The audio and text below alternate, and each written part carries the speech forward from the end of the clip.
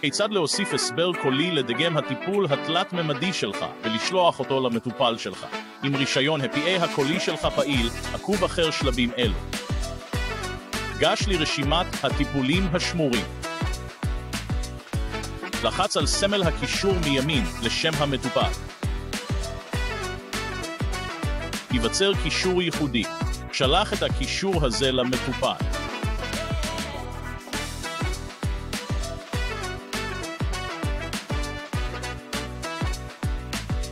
המטופל יוכל לגשת לדגם הטיפול התלת-ממדי שלו עם הסבר קולי. הכל יהיה בשפה שנבחרה כאשר נשמר הטיפול. המטופל יוכל להפעיל את הדגם התלת-מימדי מספר מוגבל של פעמים. D'après notre examen, il semble que, sur la mâchoire supérieure, les dents numéro 18, 28 sont manquantes. למידע נוסף, אני ממליץ לך לבקר betdentalmaster.com.